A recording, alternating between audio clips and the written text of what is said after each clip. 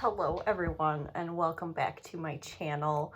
I'm Hannah and welcome to a themed reading vlog. So I typically am a mood reader. I pick up whatever I'm in the mood for, and it could be a book that I'm super excited about, but if I read 5 pages and it's not interesting me, I will put it down and pick something else up. But I want to challenge myself to read a couple books that are surrounding a particular theme. And that theme is historical romance. Now, when you think of historical romance, I always think of these really, honestly, cheesy covers, big gowns, shirtless guys on the cover, and I'll be honest, I was a little bit judgmental of those types of books. As a fantasy reader, I was like, oh, those are just silly romance books. But I've really grown up and I've really started reading more and more romance books. And honestly, they're some of my favorite books now, some of my favorite comfort reads. So in this video, I want to challenge myself to read some historical romances that I would, in my past, have steered clear from. The first book that I'm going to read is called The Lady's Guide to Celestial Mechanics by Olivia White. This is book 1 in a series about female romances in a historical setting. So if I like book 1, I'm gonna just continue on with the series, and those will be some of the books that I read for this vlog. I also have another book that I really want to get to, which is The Queer Principles of Kit Webb, which is another queer romance, but I think this is male historical romance. And this one kind of has more of like a cute cartoony cover, but I'm just so excited to read it, and I have it from the library, so I thought I'd kind of make a reading vlog specifically around these two romance books, and you know, we'll see what else I can accomplish when I get there. So welcome to the vlog. I will let you know all of the details about these books as I start to read. I just wanted to say real quick, I'm 20% into The Lady's Guide to Celestial Mechanics, and it is delightful. There's so many longing glances and laughter. The chemistry between these two ladies is on point. I'm excited. So let me give you the plot really quick. So we follow our main character, Lucy, and another character named Lady Catherine. So Lucy is the daughter of a famous astronomer, and she basically did all of his work for him. So she's really smart with mathematics and whatnot, and she's an astronomer, and she wants to work as a professional astronomer during the 1820s, 1810s. And so Lucy has been basically pen pals with Lady Catherine for 10 years because Lady Catherine, her late husband, was a scientist and an astronomer. So Lady Catherine would write to Lucy's father, but Lucy's father didn't want to deal with Lady Catherine, so he would have his daughter Lucy write to her. So they've been basically pen pals for 10 years. And the book starts off with Lucy getting dumped by her girlfriend. And her girlfriend is like, yeah, I'm gonna go get married to a guy, so see ya. So Lucy's really sad, and she decides to kind of take her life into her own hands, and she approaches Lady Catherine with a proposition to work on a astronomical text translation. So some French guy wrote an astronomy book, and she wants to translate it into English, and Lady Catherine agrees to fund the project.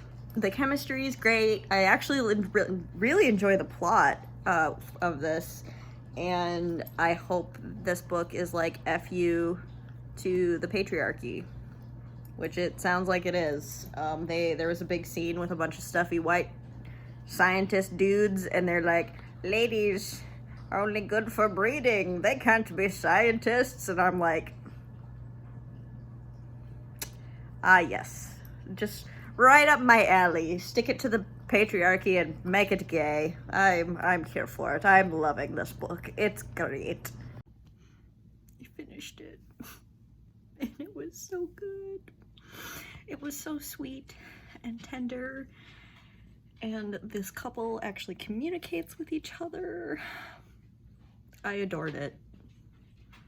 I adored it. It was fantastic. It was very stick it to the patriarchy. I loved it. 5 out of 5 stars. I'm gonna read book 2 right now. I'm sorry it's windy, but I just wanted to do another check-in where I tell you that I didn't sleep last night, so basically I read as I was trying to fall asleep, and I actually finished the second book in this little series, which is the Something in Care of Waspish Women by Olivia Waite, and I didn't love this one as much. I'm giving it a 3-star. It was cute, it was fun, the romance was A+, but the overall plot wasn't as good, and there were a lot of plot lines. So it was a little kind of all over the place with some of the side character plot lines and just everything going on. So it was a little much, but the romance was spot on. So now I'm gonna move on to the queer principles of Kit Webb and maybe take a nap. Hello everyone, I am actually on a little bit of a vacation at my family cabin, but I wanted to do a quick check-in. I finally finished The Queer Principles of Kit Webb, and I'm giving it 3 stars. It was okay. I was really rooting for this romance between kind of a highwayman and a lordling. They were super cute, but the rest of the plot was not super intriguing to me, and it kind of felt clunky. So 3 stars. Didn't think it was great, didn't think it was horrible.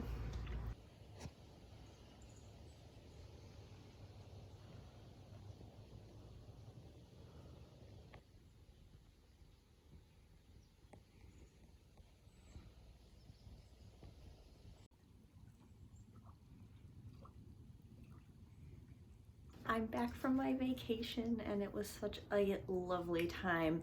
So now I'm going to wrap up this vlog and reading experience. The first book I read was The Lady's Guide to Celestial Investments. This I got from the library, and I gave it 5 out of 5 stars. As far as what I think sets historical romance apart from contemporary romances is obviously technology. A lot of like miscommunication can happen, but I'm happy to say in this one, this couple, Lucy and Catherine, really communicated well with each other, which is something that I have struggled with.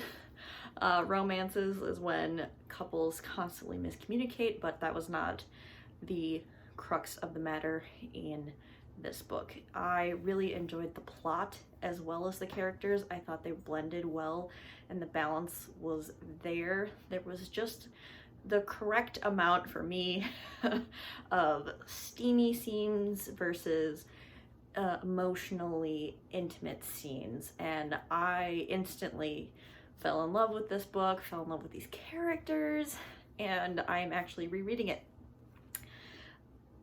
right now because I just found it so charming and comforting and sweet. So I highly recommend this book. I loved the female romance of it. I thought this one was great. I then moved on to book 2, which is The Care and Feeding of Waspish Women, which is super hard to say. And I never gave a proper synopsis, a summary of this one, because I was just so tired. So I'll just do really quickly right now. This is about 2 women who are in their 40s who have been married in the past. One is a widow, one is currently married to a man who is gay. And so they are in a marriage of convenience. So this is about these two middle-aged women named Agnes and Penelope.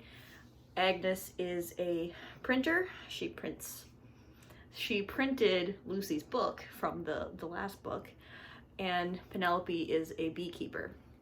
And this is about them and their romance. However, most of the plot had to do with everything but their romance. There was so many side plots and side things going on that I lost some of that charm of the two characters actually getting together. They were very cute once they do get together, and a lot of the same romantic elements that were in book one carry over into the same type of dynamic in book two. There were just so many subplots that and side characters that had their own little arcs that I just kind of thought it was too much. So like the ratio and the proportion wasn't quite there on this one. So I ended up giving it 3 stars, and I will be reading the third book, which is called The Hellions Waltz, but it is on hold at my library. So I will let you know how I feel about that one at a later date. And the last book I read was The Queer Principles of Kit Webb. And again, I did a terrible job at vlogging and telling you what this one was about. This is a male-male romance following Kit Webb, who was a former highwayman, and he kind of quit that life and runs a coffee shop now. And Percy is the other character. He is a lord and he wants to pull off a heist. And so Percy hires Kit to teach him how to do a stagecoach robbery. And with this one, the reason I don't think it worked for me is because the motivations just weren't quite making sense. The plot felt a little clunky. The plot conveniences were just a little bit too much for me to overlook and then enjoy the romance. So while I loved Kit and Percy and their romance, like the two of them getting together was what held the story together and what I was really rooting for in the end. Ultimately, I didn't love this book overall. What does this mean? What can I take away from this experiment? I should be reading more romance because it brings me so much joy. Even though I gave 1 book 5 stars and 2 books 3 stars, I still enjoyed the romantic elements of all these books. So definitely I need to be treating myself to more romances in the future. And as far as historical romances, I think they could really work for me. And I keep needing to find ones that work, whether it's contemporary or historical. And I shouldn't be so shy about bodice ripper covers. You know, where the shirtless guy and the gowned lady are in each other's arms and whatnot. Don't be afraid of those books. And I think it's great to read books outside of your comfort zone and to try new things. And I think this was a success. So I just want to say thank you so much for watching. I hope you enjoyed this video, and I will talk to you guys very soon. Bye.